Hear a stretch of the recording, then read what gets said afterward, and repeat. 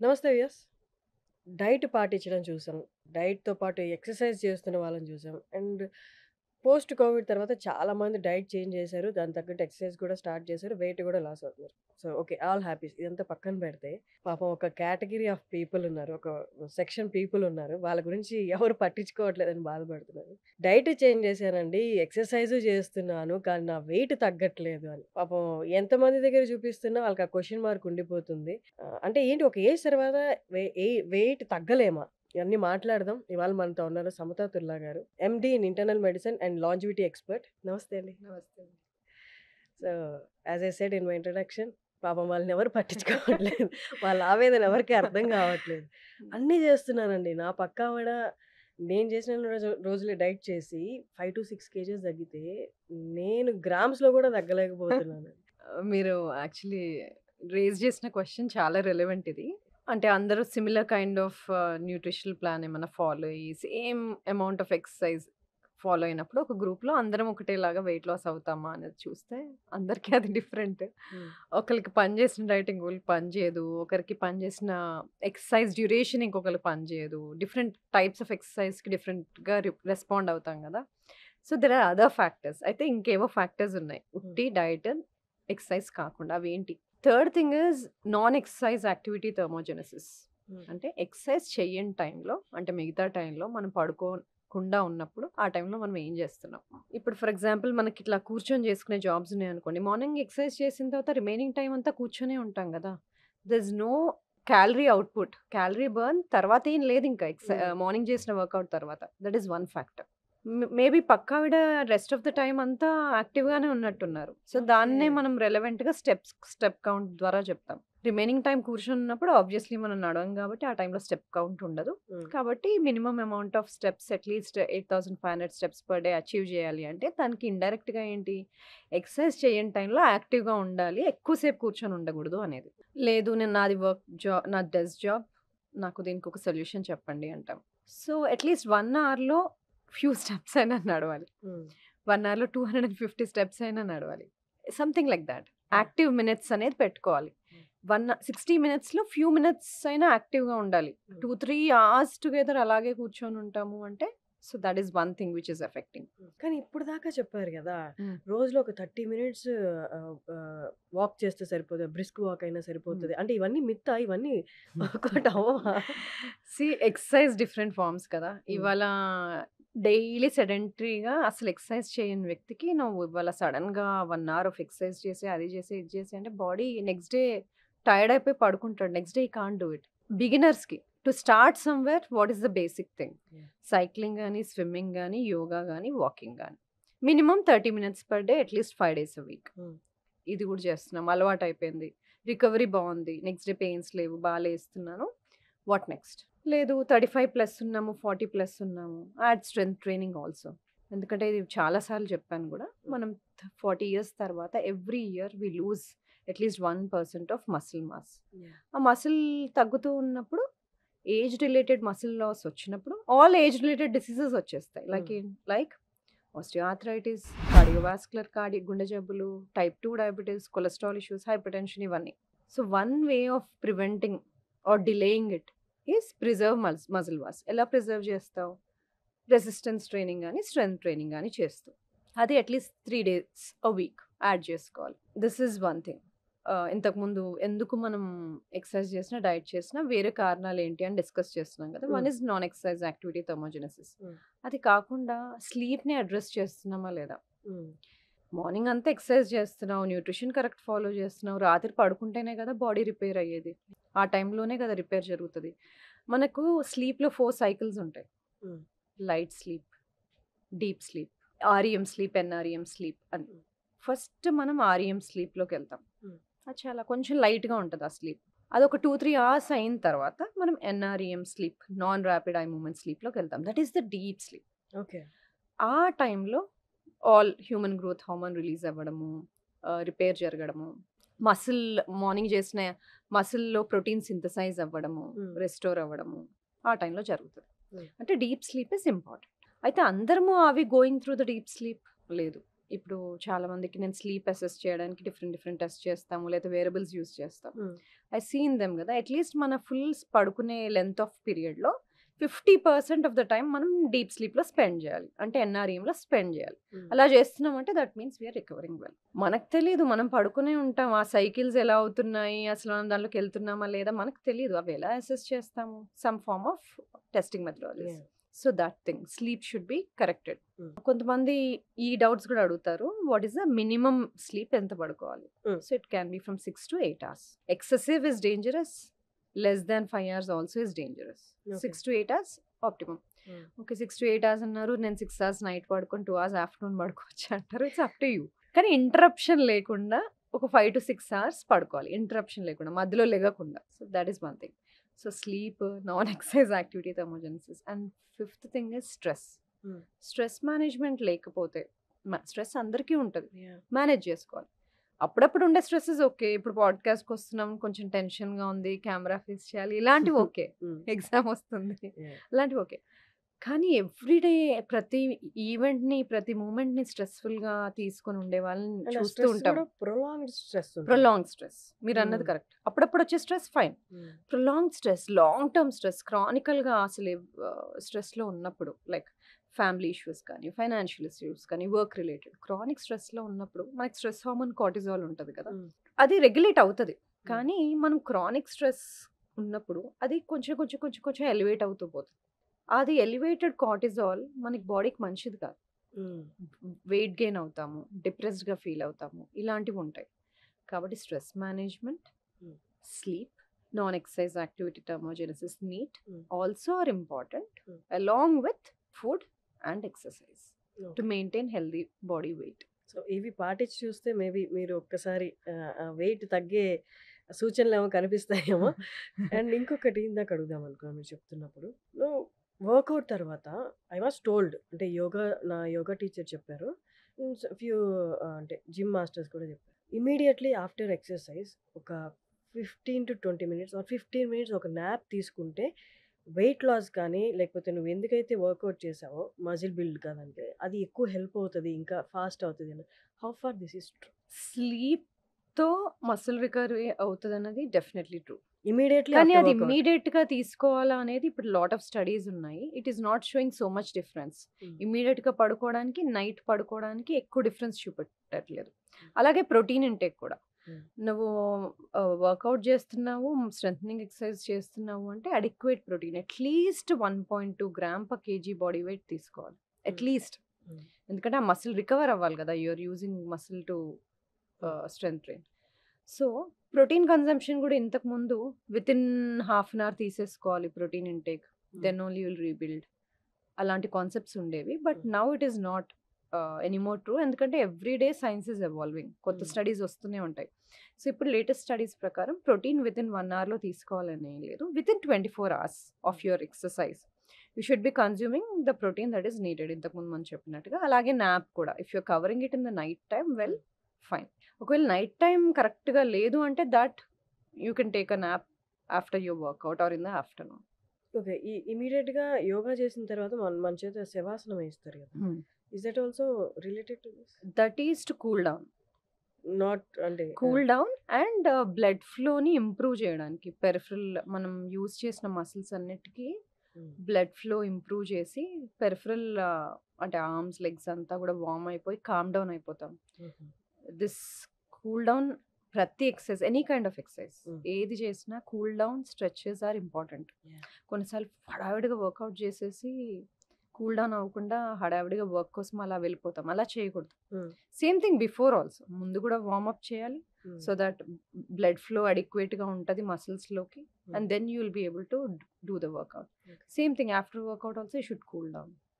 ఈ మధ్య కాలంలో రిలేషన్షిప్లో ఉన్న వాళ్ళు కానీ, వర్క్లో ఉన్న వాళ్ళు కానీ, లేదా కొన్ని professions they need it, shouting అనేది, ఎక్కువ గొడవలు పడుతూ ఉండడం అనేది, డస్ దట్, అంటే మీరు లాజివిటీ ఎక్స్పర్ట్ కాబట్టి, shouting leads to ageing, is that true?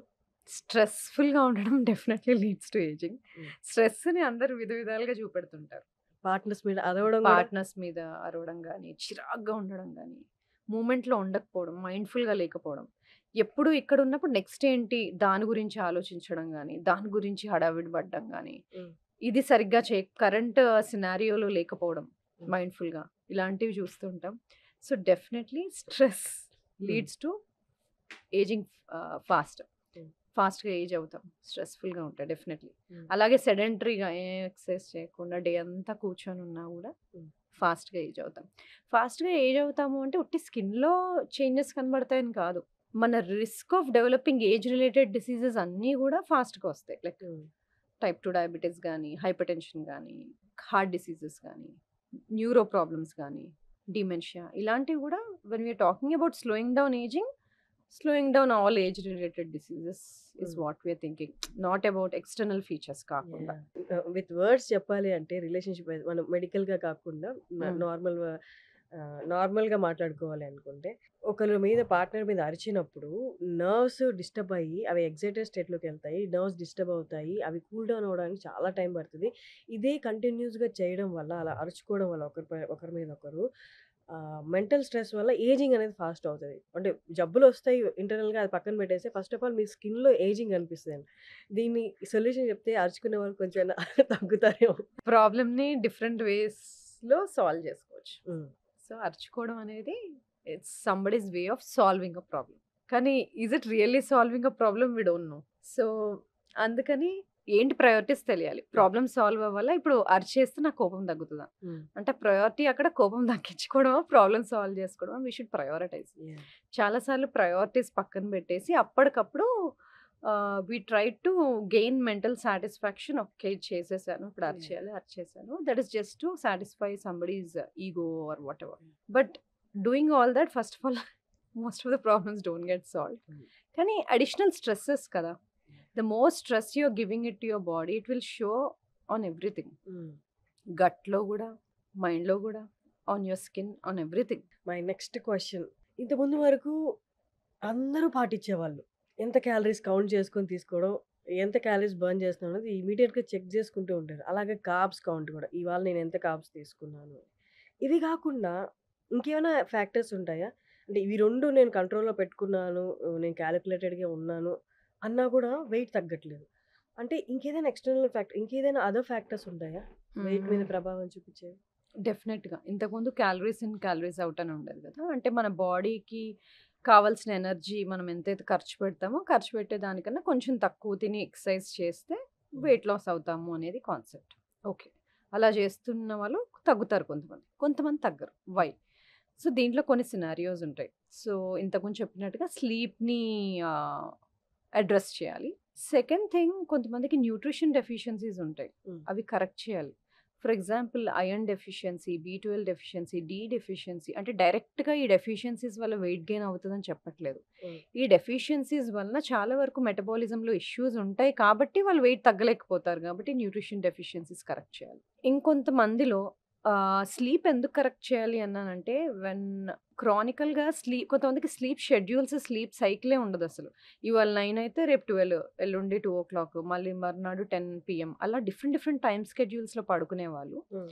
క్రానికల్‌గా sleep డెఫిసిట్‌లో తక్కువ స్లీప్‌లో ఉండే వాళ్ళకి జరిగే కొన్ని హార్మోనల్ చేంజెస్ గురించి చెప్తాను. మనకి మెలనిన్ అనేది చాలా ఇంపార్టెంట్. స్లీప్ అంటే మనము మెలుకుండడము, పడుకోవడము అనే ఒక బ్యాలెన్స్‌ని క్రియేట్ చేస్తది హ్మ్. మెలటోనిన్. సో, ఆ లెవెల్స్ పాడైపోతాయి. హ్మ్. స్లీప్ సైకిల్ కరెక్ట్‌గా షెడ్యూల్ చేసుకోనప్పుడు. హ్మ్. అది గాకుండా మనకి లెప్టిన్, రెలిన్ అనే 2 హార్మోన్‌లుంటాయి. వాటి పనేంటంటే తిన్నప్పుడు కడుపు నిండింది అని మనకెలా తెలుస్తదంటే లెప్టిన్ వలన. యాహ్! అలాగే రెలిన్ అనేది హంగర్ హార్మోన్. హ్మ్. ఈ 2 ఉంటాయి బాడీలో. వాటికో బ్యాలెన్స్ ఉంటది. ఈ స్లీప్ షెడ్యూల్ పోయినప్పుడు వాటిలో బ్యాలెన్స్ కూడా పోతది. పోయినప్పుడు హుహు. లెప్టిన్ లెవెల్స్ తగ్గడము, సో, తిన్నా గూడా కడుపు నిండిందని తెలియకపోవడం, హ్మ్. ఇంకొన్ని రోజుల తర్వాత లెప్టిన్ రెసిస్టెన్స్ రావడం, అలాగే ఈటింగ్ బిహేవియర్స్ చేంజ్ అవ్వడం, craving for more refined foods, craving for unhealthy foods అలాంటివి రావడం. సో, హ్మ్. ఈటింగ్ బిహేవియర్స్ చేంజ్ అవ్వడం, దీనివల్ల వెయిట్ గెయిన్ అవ్వడం ఇలాంటివి జరుగుతాయి. హ్మ్. ఇవి కాకుండా స్లీప్‌తో కార్టిజాల్, ఇన్సులిన్ కూడా రిలేటెడ్ ఉంటది. సో, అవన్నిటి వల్ల గూడా మెటబాలిజం ఇష్యూస్ ఒస్తాయి. మన ఫుడ్ ఎనర్జీగా ఎలా వాడుకుంటాం అనేవి చేంజ్ అయిపోతాయి. సో, సింపుల్‌గా అనిపిస్తది స్లీప్ చాలా రిలేటెడ్ అని గాని, ఇన్ని హార్మోన్స్ దెబ్బతింటాయి కాబట్టి స్లీప్ కరెక్ట్‌గా పెట్టుకుంటే all of these hormones fall in place. So కానీ that is other important thing. కానీ చాలా మందికి నిద్రలేమి ఉన్న వాళ్ళ పర్సంటేజ్ రోజు రోజుకి ఎక్కువైపోతుంది. Reasons whatever maybe the reasons.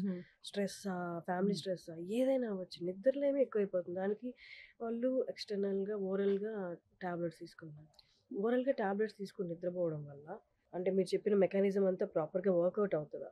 లేకపోతే ఓరల్‌గా తీసుకోవడం వల్ల ఎక్స్‌ట్రా ప్రాబ్లమ్స్ వస్తాయి? కొంతమందికి స్లీపింగ్ పిల్స్ పెట్టవలసొస్తది. సో, స్లీపింగ్ ఇష్యూస్ ఉన్నాయి అంటే కొంతమందికి అబ్‌స్ట్రక్టివ్ స్లీప్ యాప్నియా ఉండొచ్చు. అది అడ్రెస్ చేయాలి. హ్మ్. కొన్ని స్లీపింగ్ డిజార్డర్స్ ఉంటే అవి అడ్రెస్ చేయాలి.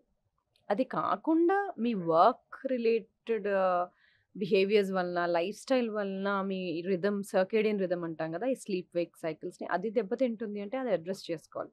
నేను ఒక కేస్ సినారియో చెప్తాను. నా దగ్గరకు ఒక క్లయింట్ వచ్చారు. ఆవిడ షిఫ్ట్ వర్క్ చేస్తారు. హ్మ్. అంటే నైట్‌లో వర్క్ చేస్తారు. డేలో షీ హాడ్ టు స్లీప్. తనకి ఇన్‌ఫర్టిలిటీ ఇష్యూ. ప్రెగ్నెంట్ అవ్వట్లేదు ఆవిడ. హుహు. సో, దానివల్ల హార్మోనల్ చేంజెస్ ప్రెగ్నెంట్ అవ్వట్లేదు. దెన్ తన హిస్టరీ అంతా తీసుకున్నాక నేనొకటి అడిగాను. "నువ్వేమైనా చేస్తావా? నువ్వు ప్రెగ్నెంట్ అవ్వడానికి నేను చెప్తే" అని అడిగాను. హ్మ్.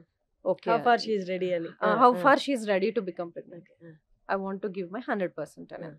నేనన్నాను, "నీ లైఫ్ స్టైల్‌ని సెట్ చేస్తే చాలా చేంజెస్ జరుగుతాయి. There are chances of you becoming బెటర్‌గా ఫీల్ అవుతావు నువ్వు first thing. Are you hmm. Ready to do those changes" అంటే యెస్ అన్నాను. హ్మ్. మరి దానికోసం నువ్వు ఇలాంటి వర్క్ చేయకూడదు. డే టైమ్ వర్క్ చేసుకోవాలి. నువ్వు కరెక్ట్‌గా పడుకోవాలి హ్మ్. అన్నాను. హ్మ్. సో, బట్ అందరూ చేయలేరు. కానీ తను చేయగలిగింది. తను హ్మ్. వర్క్‌ని చేంజ్ చేసుకొని, రిక్వెస్ట్ పెట్టుకొని వాళ్ళ బాస్‌కి హ్మ్. డే టైమ్‌లో ఏదో 9-5 జాబ్ లాంటిది చేసుకుంది. She started doing some life style changes. Guide చేసాం అంతే. హ్మ్. ఎలా పడుకోవాలి? ఎలా తినాలి? కొంచెం ఫుడ్‌లో, న్యూట్రిషన్‌లో చేంజెస్ చేసాము. స్లీప్ చేంజ్ చేసింది. హ్మ్. అండ్ వర్క్ కూడా చేంజ్ చేసుకుంది. So, first of all self కేర్‌కి ఇంపార్టెన్స్ ఇచ్చింది. హ్మ్. దెన్ ఇవన్నీ ఫాలో అయ్యి ఆవిడ కాస్త ఓవర్ వెయిట్‌గా ఉండేవాళ్ళు. ఫస్ట్ వెయిట్ తగ్గిందావిడ. తర్వాత 2, 3 సైకిల్స్ తర్వాత వెయిట్ తగ్గిన తర్వాత న్యాచురల్‌గా కన్సీవ్ అయింది. హుహు. సో, ఇదొక ఎగ్జాంపుల్. హ్మ్. అంటే అందరికీ ఇలాగే జరుగుతది. అన్ని ఇన్‌ఫర్టిలిటీ కేసెస్‌కి ఇలాంటి సొల్యూషనే ఉంటది అని చెప్పట్లేదు. హ్మ్. కొంతమందికి హార్మోనల్ రెగ్యులేషన్స్‌కి they may need hormonal pills కూడా. Depending on the case scenario, depending on the individual. కానీ half of the problems hmm. Solve చేయొచ్చు. Hmm. If we can correct their circadian rhythm solve చేయొచ్చు. ఎందుకంటే బ్రెయిన్‌లో మనకి సూప్రాకియాస్మాటిక్ nucleus అని ఉంటది. హ్మ్. అదేంటంటే ఇన్‌చార్జ్ అనమాట. బ్రెయిన్‌లో ఒక క్లాక్ ఉంటది. మనకెలా తెలుస్తది బాడీకి డే టైమ్ లెగాలి, నైట్ టైమ్ పడుకోవాలి అనేది? ఆ క్లాక్ మన బాడీ మెకానిజమ్స్‌ని అలైన్ చేసి, ఈ టైంలో హార్మోన్స్ రిలీజ్ చేయాలి, ఈ టైంలో తక్కువ రిలీజ్ చేయాలి, హ్మ్. ఈ టైంలో వేక్‌ఫుల్‌గా ఉంచాలి, ఈ టైంలో బాడీని పడుకోబెట్టాలి అనే ఒక మెకానిజం ఉంటుంది. యాహ్! సో, ఇన్ని రోజులు మనకా బాడీ క్లాక్ ఉంటదని తెలుసు. ఇప్పుడు న్యూ రిసర్చ్ ఏంటంటే, పెరిఫెరల్‌గా లివరు, పాన్‌క్రియాస్, కిడ్నీ వీటన్నిటికి కూడా వాటికి దేనికి దానికి క్లాక్స్ ఉంటాయి అని తెలిసింది. డైజెషన్‌కి కూడా. హ్మ్. సో, ఆ క్లాక్స్ దీని ఇన్‌ఫ్లూయెన్స్‌లో పనిచేస్తాయి. సో, నైట్ టైమ్ మనం పడుకున్నప్పుడు మన బాడీ కోర్ టెంపరేచర్ తగ్గాలి. హుహు. అది బాడీ హార్ట్ రేట్ డ్రాప్ అవ్వాలి. హ్మ్. 2 అవ్వాలి. హ్మ్. అయినప్పుడు మనం ఎక్కువ ఇంతకుముందు డిస్కస్ చేసినట్టుగా మనం ఎన్ఆర్‌ఈఎం స్లీప్‌లో, డీప్ స్లీప్‌లో బాగా స్పెండ్ చేస్తాం. ఓకే. అందుకనే food 2-3 hours before your bed time తినాలి అంటాం. హ్మ్. ఎందుకంటే హార్ట్ రేట్ తక్కువకెళ్ళిపోవాలి అంటే your digestive system should finish digestion. అన్ని ఆర్గన్స్ వాటి పనులు అవి చేసేసి రిలాక్స్ మోడ్‌లోకి వెళ్ళిపోతే బాడీ నిజంగా రిలాక్స్ మోడ్‌లోకి వెళ్తది. హ్మ్. కాబట్టి టెంపరేచర్ డ్రాప్ అవ్వాలి. హార్ట్ రేట్ డ్రాప్ అవ్వాలి. హ్మ్. సో, టెంపరేచర్ డ్రాప్ కొంతమందికి కొన్ని ఇష్యూస్ వల్ల డ్రాప్ అవ్వకపోవచ్చు. మన బెడ్ మ్యాట్రెస్ ఉంటది కదా! అది బాగా హీటెడ్‌గా, వార్మ్‌గా ఉండడం, రూమ్ వార్మ్‌గా ఉండడం వాటి వలన మనము కోర్ టెంపరేచర్ తగ్గదు. హుహు. సో, అవి ఇష్యూస్ సెట్ రైట్ చేసుకోవాలి. రూమ్ కూల్‌గా ఉంచుకోవడం, వెంటిలేషన్ బాగా ఆడేలాగా పెట్టుకోవడం, మ్యాట్రెస్ ఎక్కువ హీట్‌గా ఉంచకపోవడం, ఎక్కువ దుప్పట్లు కప్పేసుకొని వేడిగా పెట్టుకోకపోవడం ఇలాంటివి హ్మ్. చేసుకుంటే బాడీ రూమ్ కోల్డ్‌గా పెట్టుకొని హ్మ్. కోర్ టెంపరేచర్ అప్పుడు తగ్గుతది. సో, ఇలాంటి సింపుల్ చేంజెస్ చేసుకుంటే చాలా డిఫరెన్స్ వస్తుంది. హ్మ్. సో, మనం ఎక్స్‌టర్నల్‌గా ఏమేం జాగ్రత్తలు తీసుకోవాలో వెయిట్ లాస్ గురించి మాట్లాడుకుందాం. మెయిన్ ఫ్యాక్టర్ ఇప్పుడు గట్ హెల్త్. అర్థం కాని వాళ్ళకి ఏంటంటే, మన పొట్టలో ఉన్న బాక్టీరియా మెయింటైనింగ్. హ్మ్. అంతేనా? అలా హ్మ్. అయినా చెప్పొచ్చా? హ్మ్. సో, గట్ హెల్త్ అనేది హ్మ్. ఎలా directly affecting skin and weight loss? Okay. So, గట్‌లో మనకి బాక్టీరియా ఉంటాయి, ఫంగై ఉంటాయి, వైరసెస్ ఉంటాయి. ఇవన్నీ ఉంటాయి. వీటిని గట్ మైక్రోబయోమ్ అంటారు. హ్మ్. ఇవి సర్టెన్ లెవెల్స్‌లో ఉంటే మనకు బెనిఫిషియల్. దాని అవసరానికి మించి ఎక్కువగా ఉంటే అవి మనల్ని హార్మ్ చేస్తాయి ఎక్కువుంటే. ఆ ఇంబాలెన్స్‌లోకి వెళ్ళినప్పుడు మనం ఈ వర్డ్ యూజ్ చేస్తాం. గట్ డిస్బయోసిస్ అని. అయితే బ్యాలెన్స్‌లో ఉన్నప్పుడు గట్ మైక్రోబయోమ్ అది మనకి ఏం చేస్తది? డైజెషన్‌కి హెల్ప్ చేస్తది. ఫుడ్ తినగానే అదంతట అది ఊరికే ఎంజైమ్స్ వల్ల, స్టమక్ వల్ల డైజెస్ట్ అవ్వట్లేదు. గట్ హ్మ్. బ్యాక్టీరియా హెల్తీగా ఉంటే డైజెస్ట్ అవుతుంది. తిన్న ఫుడ్‌లో నుండి ఎనర్జీని తీసి పెడతది మనకి. తినే ఫుడ్‌లో నుండి మనకి షార్ట్ చైన్ ఫ్యాటీ యాసిడ్స్ అని తయారు చేసి పెడతది. మనకి న్యూట్రియంట్స్ కొన్ని అబ్జార్బ్ చేసి పెడతది. అలాగే గట్ ఇంటిగ్రిటీ అంటే గట్ నీట్‌గా ఉండి గట్‌లో ఉన్న ఫుడ్ ప్రొడక్ట్స్ బ్లడ్‌లోకి వెళ్ళిపోకుండా హ్మ్. సో గట్ లేయర్‌ని ప్రొటెక్ట్ చేస్తది. ఇమ్యూనిటీని ఇస్తది. అలాగే మన బ్రెయిన్‌కి కావాల్సిన హ్యాపీ కెమికల్స్ డోపమైన్, సెరోటోనిన్ అనేది ఒక 80% మన గట్‌లోనే తయారవుతది. హుహు. అది తయారవ్వడానికి గట్ బ్యాక్టీరియానే హెల్ప్ చేస్తది. అంటే హ్మ్. అది క్వైట్‌గా ఉన్నట్టు ఉంటది గానీ మనకి ఇన్ని పనులు చేసి పెడతది. అందుకే సో బటర్‌ఫ్లైస్ అలాంటి ఇన్ మై స్టమక్ అంటారా? ఎప్పుడైనా ఎక్సైట్ అయినప్పుడు? యాంగ్షియస్‌గా ఉన్నప్పుడు ఆ! Butterflies in your stomach. So gut and brain are directly related. Okay. అదొక్కటే గాదు. Gut is related to all other things. హ్మ్. హ్మ్. సో బాడీలో ఇన్‌ఫ్లమేషన్ లేకుండా మనల్ని కూల్ డౌన్ చేసి పెడుతుంది. ఇవన్నీ చేస్తది. హ్మ్. సో దాన్ని ఫీడ్ చేయడానికి ఆ గట్ బ్యాక్టీరియా హెల్తీగా ఉండాలంటే వాటికి సరైన ఫుడ్స్ మనం ఇవ్వాలి. వాటిని ప్రీబయోటిక్స్ అంటాం. సో ఈ ప్రీబయోటిక్స్ అనేవి వెజిటబుల్స్‌లో ఉంటది. గ్రెయిన్స్‌లో ఉంటది. రైస్‌లో ఉంటది. బనానాస్‌లో ఉంటది. ఆనియన్స్‌లో ఉంటది. హ్మ్. ఆకుకూరలు. సో ఈ ప్రీబయోటిక్స్ అన్నీ ఇచ్చినప్పుడు వాటికి ఫుడ్ లాగనమాట. వాటిని డెస్ట్రాయ్ చేయకుండా కూడా ఉండాలి. ఆ ఇంబాలెన్స్ చేయకుండా ఉండాలి. ఆ ఇంబాలెన్స్ ఎందుకు అవుతున్నాయి ఈ మధ్య ఎక్కువ శాతం? షుగర్ వల్ల. హుహు. Sugar is not very good for them. Sugar వల్ల. హ్మ్. Refined foods, trans fatty acids బాగా నూనెలో వేయించిన పదార్థాలు. కొన్నిసార్లు గ్లూటెన్ ఇప్పుడు జెనెటికలీ మోడిఫైడ్ వీట్ ఏదైతే ఉందో, హ్మ్. ఆ మోడిఫైడ్ వీట్‌లో గ్లూటెన్ కంటెంట్, గ్లైడిన్ కంటెంట్ పెరిగి అది అన్‌సూటబుల్‌గా తయారవుతుంది. మనకి. హ్మ్. హ్మ్. దానివల్ల. సో, వీటి వలన ఇవి ఎక్కువ కన్జ్యూమ్ చేయడం వల్ల ఇంబాలెన్స్‌లోకి ఎళ్తుంది. అయితే మరి ఇట్లా ఇంబాలెన్స్ వచ్చినప్పుడు ఒక ప్రోబయోటిక్ ఏసుకుంటే సరిపోతదా? అని హ్మ్. అందరూ అడుగుతారు. అంత సింపుల్‌గా ఉంటే బావుండును. ఎందుకంటే మనకు ట్రిలియన్స్ ఆఫ్ బాక్టీరియా ఉంటాయి. హుహు. ఒక సింగిల్ ప్రోబయోటిక్ కొంతమందికి పనిచేస్తది. కొంతమందికి పనిచేయదు. ఓకే. ఎందుకు అంటే చాలా రకాలుంటాయి. దానిలో కామన్‌గా ఇంపార్టెంట్‌వి ఒక 4, 5 చెప్తాను. లాక్టోబాసిల్లస్ అంటాం. హ్మ్. అది చాలా వరకు మనకి ఇబ్బందులున్నప్పుడు, గట్ ఇష్యూస్ ఉన్నప్పుడు మనం వేసుకుంటాం. హ్మ్. సో, వెంటనే అది ఇమ్యూనిటీ ప్రొవైడ్ చేస్తది. గట్ ఇంటిగ్రిటీ అన్నాం గదా! గట్ లేయర్‌ని ప్రొటెక్ట్ చేస్తది. హ్మ్. అలాగే బైఫిడోబాక్టీరియం అంటాం. తినే ఫుడ్‌లో నుండి ఎనర్జీ ఎక్స్ట్రాక్ట్ చేస్తది హ్మ్. బాక్టీరాయిడ్స్ అంటాం. అవి మనం తినే ఫుడ్‌లో నుండి షార్ట్ చైన్ ఫ్యాటీ యాసిడ్స్ ఇంతకుముందు చెప్పాను కదా! హ్మ్. అవి తయారు చేస్తది. వాటి పనేంటి? బాడీలో ఇన్‌ఫ్లమేషన్ తక్కువ చేసి, కామ్ డౌన్ చేసి, మన బ్లడ్ వెసెల్స్‌ని హెల్తీగా పెడతది. ఓకే. అది. ఇంకోటి యాకర్మన్సియా అంటాం. యాకర్మన్సియా ఏం చేస్తది? మన మెటబాలిజంని, మన గ్లూకోజ్ రెగ్యులేషన్‌ని బ్యాలెన్స్ చేస్తది. ఇంకోటి ఫికాలిబాక్టీరియం ప్రాట్స్నిట్సే అంటాం. హ్మ్. అది కూడా మన ఫ్యాట్ మెటబాలిజంని కరెక్ట్‌గా పెడతది. గట్ ఎపిథీలియంని హెల్తీగా ఉంచుతది. ఇలా నేను కొన్నే చెప్పాను. అలా చాలా ఉంటాయి. సో, ఈ 4, 5 థింగ్స్‌కి 4, 5 డిఫరెంట్ థింగ్స్ చెప్పాను కాబట్టి అందరికి ఒకటే రకమైన ప్రోబయోటిక్ సూట్ అవ్వకపోవచ్చు. హ్మ్. సో, గట్‌ని రీసెట్ చేయాలి అంటే సింపుల్‌గా ఒక పిల్లేసుకుంటే సరిపోదు. దానికి కావాల్సిన ఫుడ్ ఇవ్వాలి. అవసరం లేని ఫుడ్ తీసేయాలి. గట్ హీల్ అవ్వటానికి కావాల్సిన వేరే న్యూట్రాస్యూటికల్స్ కానీ అది ఇవ్వాలి. వాటికి కావాల్సిన ఎన్వైర్న్‌మెంట్‌ని ప్రొవైడ్ చేయాలి. సో, ఇవి చేసినప్పుడు మనం గట్‌ని రీబాలన్స్ చేసుకోవచ్చు. గట్ హెల్తీగా లేదు అనడానికి నేను విన్నది, but you tell me how far this is true. Gut ప్రాపర్‌గా లేదు. గట్ హెల్త్ ప్రాపర్‌గా లేదనడానికి మెయిన్ మెడ మెడపాటు నల్లగైపోద్ది. చీక్స్ నల్లగైపోతాయి. ఫోర్‌హెడ్ నల్లగైపోద్ది అంట. Is that true? గట్ హెల్తే రిఫ్లెక్టింగ్ ఆల్ దిస్? కొన్నిసార్లు అకాంతోసిస్ నిగ్రిసెన్స్ అంటాం. అది నెక్ చుట్టూతా నల్లగా వస్తది. అది ఇన్సులిన్ రెసిస్టెన్స్ ఉండే వాళ్ళకి, లేదా షుగర్ బార్డర్ లైన్ ఉండే వాళ్ళకి. హుహు. గట్ ఇష్యూస్‌తో మీరు చెప్పింది ఒకటి కరెక్ట్. స్కిన్ ఇష్యూస్ ఎక్కువ చూస్తాం. హుహు. హ్మ్. స్కిన్ పిగ్మెంటేషన్స్, కొన్నిసార్లు ఎగ్జిమా హ్మ్.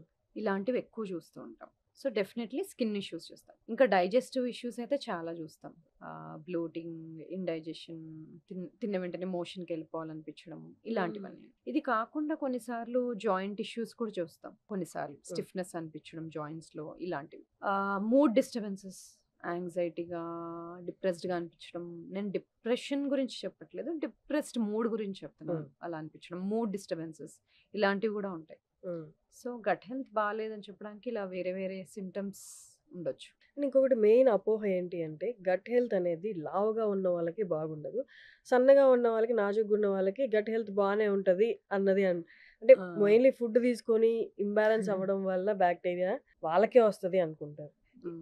ఇది ట్రూనా? కాదు. సన్నగా ఉన్న వాళ్ళు హెల్తీగా ఉన్నారని ఎలా చెప్తాం? కాబట్టి సన్నగా ఉంటే హెల్తీగా ఉన్నట్టేం కాదు. సన్నగా ఉన్నారంటే స్కిన్ కింద కొవ్వు లేదని. సబ్‌క్యూటేనియస్ ఫ్యాట్ తక్కువగా ఉందని. అంతేగాని విసరల్ ఫ్యాట్ తక్కువుందని కాదు. విసరల్ ఫ్యాట్ కనిపియదు కదా సన్నగా ఉంటే. అది లోపల పొట్టలో మన లివర్ చుట్టూ, ఆర్గన్స్ చుట్టూ ఉంటది. సో, సన్నగా ఉన్నా, లావుగా ఉన్నా విసరల్ ఫ్యాట్ ఉంటే అది హెల్తీ కాదు. ఓకే. సో, సన్నగా ఉండి అన్‌హెల్తీ ఉండొచ్చు. హ్మ్.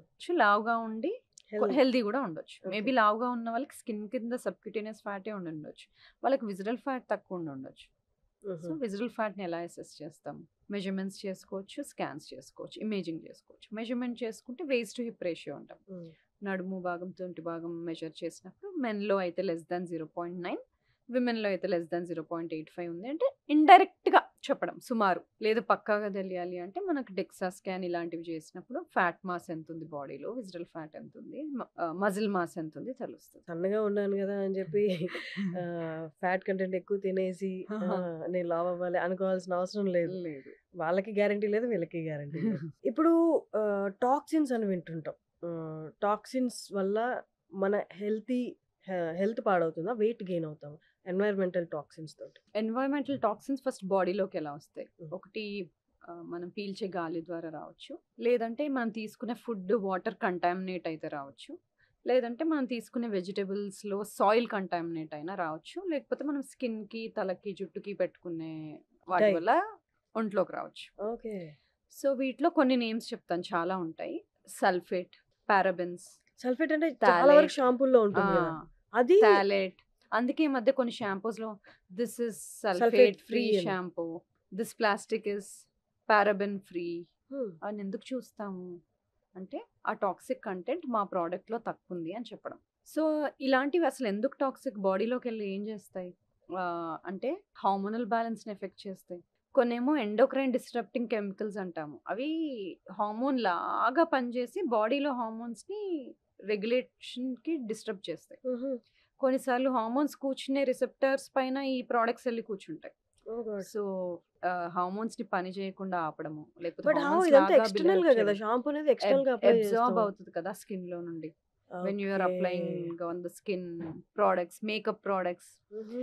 అందుకని కుదిరినంత వరకు organic vegetables, organic foods, makeup, cosmetics ఆర్గానిక్‌గా ఉండడము. ఈ పారాబెన్ ఫ్రీ, సల్ఫేట్ ఫ్రీ, హ్మ్. అలాగే ట్రైక్లోసాన్ అంటాము. హ్మ్. ఇలాంటివి లేకుండా ప్రొడక్ట్స్ యూజ్ చేసుకోవడం బెటర్. బట్ ఇంతకు ముందు రోజుల్లో ఇవన్నీ ఉండేవి కాదు కదా! హ్మ్. ఇప్పుడు the amount of toxic products మన చుట్టూ పెరిగిపోయాయి. చాలా మంది అనుకునేదేంటంటే షాంపూ జస్ట్ ఎంత ఒక 2 మినిట్స్ నా తల మీద ఉంటది. నీళ్ళు పోసుకుంటాను ఎళ్ళిపోతది. హ్మ్. ఆ సల్ఫేట్ నన్నే ఎఫెక్ట్ చేస్తది అనుకుంటారు గదా! So, it's no absurds. It will disrupt hormones ఇవన్నీ కూడా. అండ్ అది ఎలా వెయిట్ గెయిన్‌కి దారి తీస్తది? సో, ఒక ఎగ్జాంపుల్ చెప్తాను. ఇప్పుడు పారాబెన్స్ గాని, థాలెట్స్ గాని ఇవి ఉంటాయి కదా! ఇవి హార్మోన్ రిసెప్టర్స్ పైన గాని యాక్ట్ చేయడం గాని, లేకపోతే రెగ్యులర్ హార్మోన్స్ లాగా కనిపించడం గాని, అలా చేసి రెగ్యులర్‌గా మన హార్మోన్స్ పనిచేయడం అనేది బ్యాలెన్స్ పోతది. హుహు. అది పోవడం వల్ల మనకి హార్మోన్స్ మెటబోలైజ్ అవుతాయి. అంటే బాడీలో నుండి ఎలిమినేట్ అవ్వడానికి వాటికి ఒక వే ఉంటది. హ్మ్. లివర్ నుండి ఎలిమినేట్ అవ్వడం గాని, డీటాక్సిఫై అవ్వడం గాని అలా జరుగుతది. సో, ఈ టాక్సిన్స్ ఏం చేస్తాయి? ఆ మెటబాలిజంని ఎఫెక్ట్ చేస్తాయి. హ్మ్. సో, అవి ఆ హార్మోన్స్ మెటబలైజ్ అవ్వకపోవడము, అన్నెసెసరీగా వేరే ఫార్మ్‌లో ఉండడము. సో, ఈస్ట్రోజన్‌లో E1, E2, E3 అని 3 రకాలుంటాయి. E3 least dangerous. హ్మ్. 3 ఒక బ్యాలెన్స్‌లో ఉంటాయి. E2 చాలా ఎక్సెస్ అయిపోతే మనకి కొన్ని ప్రాబ్లమ్స్ వస్తాయి. అన్నెసెసరీ ప్లేసెస్‌లో ఎక్కువ ఫ్యాట్ డిపాజిట్ అవ్వడము, కొవ్వు డిపాజిట్ అవ్వడము, లేదా బ్రెస్ట్‌లో సిస్టులు రావడము హ్మ్. ఇలాంటివి. సో, ఈ మెటబాలిజం దెబ్బతింటుంది కదా! ఈ టాక్సిన్స్ వలన. సో, దానివల్ల నార్మల్ హార్మోన్ లెవెల్స్ ఎఫెక్ట్ అవుతాయి. హ్మ్. నార్మల్‌గా హార్మోన్స్ ఎలిమినేట్ అయ్యే విధంగా ఎలిమినేట్ అవ్వవు. అన్నెసెసరీగా ఎక్కువ అక్యుములేట్ అయిపోతాయి. సో, ఈ ప్రాబ్లమ్స్ అన్నీ ఫేస్ చేస్తాం. హుహు. సో, అందుకనే వీటికి పేరు ఎండోక్రైన్ డిస్రప్టింగ్ కెమికల్స్ అనొచ్చింది. ఎండోక్రైన్ అంటే హ్మ్. హార్మోన్స్ తయారు చేసే గ్లాండ్స్. సో, ఎండోక్రైన్ డిస్రప్టింగ్ కెమికల్స్‌గా వీటికి పేరొచ్చింది అందుకని. ఓకే. ఫైనల్లీ మనం అంటే elephant in the room address చేయాలన్నమాట. ఎవ్వరికీ లేదు హార్మోనల్ ఇంబాలెన్స్, పీసీఓఎస్, పీసీఓడీ. అసలు దీనికి సొల్యూషన్ గూడా లేదు. అందరూ దాన్ని ఇంక యాక్సెప్ట్ చేసేసారేమో లైఫ్‌లో విమెన్ అందరూ. అసలు ఎలా అంటే వాళ్ళు ఎలా దాన్ని ఐడెంటిఫై చేయొచ్చు? లేకపోతే ముందే ఏమన్నా కనుక్కోవచ్చా? హార్మోనల్ ఇంబాలెన్స్ వస్తుంది అని? సో, పీసీఓఎస్ అని తెలియాలి అంటే ఎస్పెషల్లీ ఇప్పుడు పీసీఓఎస్ గురించి అడిగారు కాబట్టి ఓవరీస్‌లలో సిస్ట్‌లుండాలి. అవి హ్మ్. స్కాన్ ద్వారా తెలుస్తది. బ్లడ్ టెస్ట్ చేసినప్పుడు టెస్టోస్టెరాన్ హార్మోన్ ఎక్కువగా ఉండడము అదొకటి. ఇంకోటి బాడీలో ఇన్సులిన్ రెసిస్టెన్స్ ఉండడం. అంటే మనం తిన్న ఫుడ్ ఎనర్జీగా సరిగ్గా కన్వర్ట్ అవ్వకపోవడం, బ్లడ్‌లో గ్లూకోజ్ లెవెల్స్ కొంచెం ఇన్సులిన్ లెవెల్స్ ఎలివేట్ అవ్వడము ఇలాంటివి. సో, ఈ 3 థింగ్స్ ఉన్నప్పుడు పాలిసిస్టిక్ ఒవేరియన్ సిండ్రోమ్ అంటాం. హ్మ్. ఇది కొంచెం ఎక్కువ చూస్తాం. మోస్ట్ ఆఫ్ ద టైమ్ చాలా మందికి లైఫ్ స్టైల్ చేంజెస్ చేసినప్పుడు చాలా మందికి తగ్గిపోతాయి. హుహు. రివర్స్ అవుతాయి. హుహు. ఇంతకుముందు మనం మాట్లాడిన చేంజెస్. కానీ కొంతమందికి మటుకు హార్మోన్ రిప్లేస్‌మెంట్ థెరపీస్ ఇవ్వాల్సొస్తది. ఏంటి అంటే what is it actually? Polycystic ovarian syndrome ఉన్నప్పుడు ఓవ్యులేషన్ అనేది అంటే మనకి 10-14 డేస్ మధ్యలో ఓవం రిలీజ్ అవ్వాలి గదా! హ్మ్. ఆ ఓవం అనేది సరిగ్గా రిలీజ్ అవ్వకపోవడము, పీరియడ్స్ రెగ్యులర్‌గా రాకపోవడము, దానివల్ల ప్రెగ్నెన్సీ అవ్వకపోవడం ఇవి హ్మ్. జరుగుతాయి. హ్మ్. సో, ఓవం టైంకి రిలీజ్ అవ్వాలి అంటే హార్మోన్స్ కరెక్ట్‌గా పనిజేయాలి. సో, హ్మ్. వీళ్ళకి ఆ ఓవం రిలీజ్ అవ్వని వాళ్ళకి హ్మ్. ప్రెగ్నెన్సీ ప్లాన్ చేస్తున్న వాళ్ళకి కొంతమందికి ట్రీట్మెంట్ అవసరం పడతది. హుహు. ప్రతిసారి ఓన్లీ లైఫ్ స్టైల్ చేంజెసే చేసుకుంటాను. నేను డాక్టర్ దగ్గరికి వెళ్ళను అని అనడానికి లేదు. హ్మ్. హ్మ్. సో, పీసీఓఎస్ సస్పెక్ట్ చేస్తుంటే మీకు ఇలాంటి సింప్టమ్స్ ఉంటే లైక్ రెగ్యులర్‌గా సైకిల్స్ రావట్లేదు. లేదు ప్రెగ్నెన్సీ ట్రై చేస్తున్నారు గానీ అవ్వట్లేదు. ఇలాంటివి ఏవైనా ఉన్నప్పుడు మీ గైనకాలజిస్ట్‌ని, ఎండోక్రైనాలజిస్ట్‌ని హ్మ్. కలవడం చాలా ఇంపార్టెంట్. మొత్తం లైఫ్ స్టైల్ చేంజెస్‌తోనే అన్ని ప్రాబ్లమ్స్‌కి సొల్యూషన్ వస్తదని ఉండదు. 50% of the time situation improve అవుతది. యాహ్! కానీ అడిషనల్ కొంచెం పర్సెంటేజ్ ఏదైతే హెల్ప్ కావాలో, ఎక్స్‌టర్నల్‌గా థెరపీస్ తీసుకోవాలో అవి తీసుకోవాల్సొస్తది. న్యూట్రిజెనోమిక్స్ అంటే ఏంటి ఈ రోల్ ఏంటి విమెన్ హెల్త్‌లో? న్యూట్రిజెనోమిక్స్ అంటే మన డీఎన్ఏ అనలైజ్ చేసినప్పుడు అది మన ఫుడ్ ఎలా ఇన్‌ఫ్లుయెన్స్ చేస్తుంది? మన బాడీలో ఎంజైమ్స్ సఫిషియెంట్‌గా ఉన్నాయా లేదా? మనకు పర్టిక్యులర్ న్యూట్రియంట్ డెఫిషియన్సీస్‌కి మనం ఏమైనా ఎక్కువ రిస్క్‌లో ఉన్నామా? హుహు. ఎక్కువ డిసీజ్ రిస్క్ ఏమైనా ఉందా? ఎటువంటి మెడిసిన్స్ ఎక్కువగా పనిచేస్తాయి? ఇవన్నీ తెలుస్తాయన్నమాట. ఫర్ ఎగ్జాంపుల్ కొంతమందికి కొ కొన్ని ఎంజైమ్స్ కరెక్ట్ అడిక్వేట్ లెవెల్స్‌లో ప్రొడ్యూస్ అవ్వవు. హ్మ్. Because of the gene modification వల్ల. హుహు. ఎస్ఎన్‌పి అనే వర్డ్ ఒకటి యూజ్ చేస్తాం. న్యూక్లియోటైడ్ పాలిమార్ఫిజం అని. Single nucleotide polymorphism. అంటే జీన్స్‌లో కొన్ని తరహా మార్పులు జరిగినప్పుడు ఎంజైమ్ ఉండాల్సినంత లెవెల్‌లో లేకపోవడం, ఇన్‌సఫిషియెంట్ లెవెల్స్‌లో ఉండడము, డిక్రీజ్ లెవెల్స్‌లో ఉండడం ద్వారా కొన్ని న్యూట్రియంట్స్ కరెక్ట్‌గా ప్రొడ్యూస్ అవ్వవు. కొన్ని న్యూట్రియంట్స్ లెవెల్స్ కరెక్ట్‌గా ఉండవు. సో, హ్మ్. అలాంటి వాటికి కొంచెం న్యూట్రిషన్ ఫుడ్ ద్వారా గానీ, సప్లిమెంట్ ద్వారా గానీ వాళ్ళకి స్పెషల్‌గా ఎక్కువ కాలం ఇవ్వాల్సుంటది. ఓకే. సో, ఇలాంటి ఒక డిఫరెన్స్ జెనెటిక్‌గా తెలుసుకోవడం మనం న్యూట్రిజెనోమిక్స్ అంటాం. అంటే okay. Effect of jeans on food and okay. Effect of food on jeans. So, ఇది విమెన్‌లోనే గాదు మెన్‌లో గూడా ఈక్వల్లీ ఇంపార్టెంట్. హుహు. సో, ఇప్పుడు కొంతమందికి చూస్తే బయోటిన్ ప్రొడ్యూస్ అయ్యే ఎంజైమ్స్ కొంతమందికి తక్కువగా ఉంటాయి. సో, వాళ్ళకి బయోటిన్ ఎక్కువగా ఉండే ఫుడ్స్ హ్మ్. లేకపోతే కొన్నిసార్లు సప్లిమెంట్స్ ఇవ్వాల్సుంటది. హుహు. So, this is one example. హ్మ్. సో, అలాగా న్యూట్రియంట్స్ మన బాడీలో తక్కువగా ఉంటున్నాయి అంటే వాటికి జెనెటిక్ కాజ్ ఏమైనా ఉందా? హ్మ్. జెనెటికల్లీ డీఎన్ఏలో చేంజెస్ ఏమైనా ఉండి అవి కరెక్ట్ తరహాలో యాక్టివేట్ అవ్వట్లేదా? ప్రొడ్యూస్ అవ్వట్లేదా? అనేది తెలిసినప్పుడు మనం వాళ్ళకి గైడెడ్ న్యూట్రిషన్ ఇవ్వగలుగుతాం. హ్మ్. దీన్ని న్యూట్రిజెనోమిక్స్ అంటాం. ఈ ఈ మధ్య రీసెంట్‌గా చాలా మంది సెలబ్రిటీస్ దీన్ని ఆప్ట్ చేసుకోవడం చూసాను. మీరు చెప్పండి హౌ ఫార్ అంటే ఇది అందరికి సూటబుల్ కదండీ. డైరెక్ట్ న్యూట్రి సప్లిమెంట్సా? లేకపోతే వైటమిన్ సప్లిమెంట్స్ డైరెక్ట్ ఆహ్, అదే సలైన్ లాగా ఐవీలో ఎక్కిచ్చేసి ఎక్కిచ్చేసుకోవడం. ఆ! అది అందరికి సూటబుల్లా? Is that safe? IV nutrition ఇస్తున్నప్పుడు వాళ్ళకి డెఫిషియన్సీస్ ఏమైనా ఉన్నాయా? అవి తెలుసుకోవడం ఇంపార్టెంట్. ఇంకోటి ఏంటి? What is the goal? హ్మ్. ఎందుకు తీసుకుంటున్నారు? To improve certain things. So, goal ఏంటి? న్యూట్రిషన్ మీకు ఇంబాలెన్స్డ్‌గా ఉందా? హ్మ్. Are you are unable to get that to oral vitamins. కొన్నిసార్లు డెఫిషియన్సీస్ ఉన్నప్పుడు ఓరల్ వైటమిన్స్ సూటబుల్‌గా లేదు, గట్ హెల్త్ సరిగ్గా లేదు, అబ్జార్ప్షన్ సరిగ్గా లేదు, లేకపోతే చాలా డెఫిషియెంట్‌గా ఉంది. ఇమ్మీడియేట్‌గా కరెక్ట్ అయిపోవాలి. చాలా టైం దీని మీద వేస్ట్ చేసుకోవడానికి లేదు. ఇలాంటి డిఫరెంట్ ఫ్యాక్టర్స్ మీద ఓకే. ఐవీ న్యూట్రిషన్ ఇవ్వాల్సి ఉంటది. ఐవీ న్యూట్రిషన్‌లో చాలా న్యూట్రియన్స్ ఉంటాయి, మినరల్స్ ఉంటాయి. Depending on the need, what is the need అన్న దాన్ని బట్టి మనం ఆ పర్టిక్యులర్ వైటమిన్స్ ఆర్ న్యూట్రియన్స్ చూస్ చేస్తాం. ఓకే. సో, అందరికీ ఒకటే సూటబుల్లా అంటే మే నాట్ బి. హ్మ్. సో, కొంచెం చేంజెస్ చేసుకోవాల్సుంటది. సో, ఏదైనా దాని కన్సర్న్ డాక్టర్‌నైతే కన్సల్ట్ చేసి తీసుకోవాలి. నార్మల్‌గా చాలా చోట్ల చూసేస్తున్నాము. అంటే డాక్టర్స్ ద్వారా కాకుండా హ్మ్. సప్లిమెంట్స్ పెట్టేయడం. హ్మ్. మేబీ దే షుడ్ గో కదా! దానివల్ల డాక్టర్‌ని ఎఫెక్ట్స్ కలిసి అసలు హ్మ్. కాజ్ ఏంటి? ప్రాబ్లమ్ ఏంటి? టెస్ట్ చేసుకొని, చూసుకొని దెన్ తీసుకుంటే సేఫ్.